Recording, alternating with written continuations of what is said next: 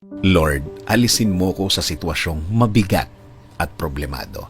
Salamat sa bagong araw na binigay mo, Panginoon. Alam po namin na ang hatid ng araw na ito ay biyaya. Ang hatid ng araw na ito ay pag-asa at puno ng inyong presensya. Panginoon, ako ay nasa isang problema na hindi ko akalain na mapupunta ako.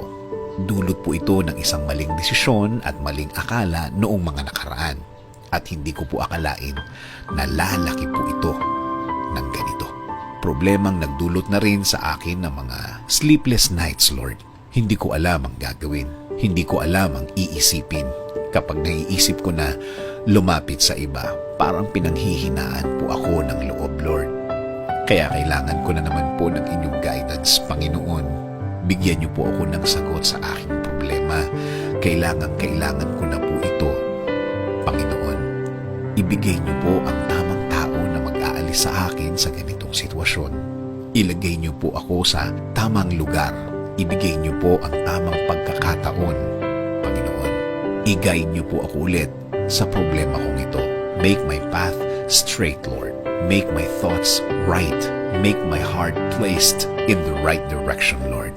Ibinibigay ko po ng buong puso ang aking sitwasyon sa inyo, Panginoon. Alam ko po na mabibigyan niyo po ng solusyon ang lahat ng problema. Alam ko din po na mabibigyan niyo ng solusyon ang aking problema, Lord. Kakapit pa rin ako, Panginoon, sa salita na magpapalakas ng aking loob.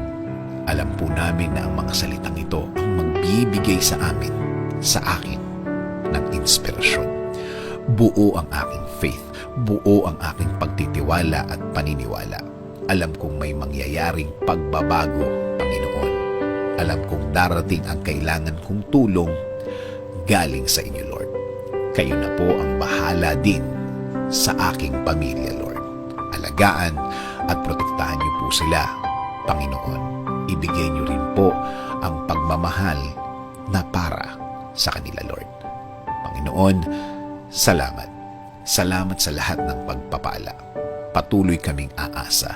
Patuloy kaming magiging faithful na ang lahat ay mabilis na dadaan. Ang lahat ay mabilis na magbabago sa tulong ninyo, Panginoon. Salamat sa laging pagbibigay ng mga araw at linggo na puno ng pagpapala sa aming buhay. Salamat sa laging pagpo-provide sa amin, Panginoon. This is our prayer. In Jesus' name, Amen. Sabi nga sa Psalm 37:4-5, delight yourself in the Lord, and He will give you the desires of your heart. Commit your way to the Lord, trust in Him, and He will act.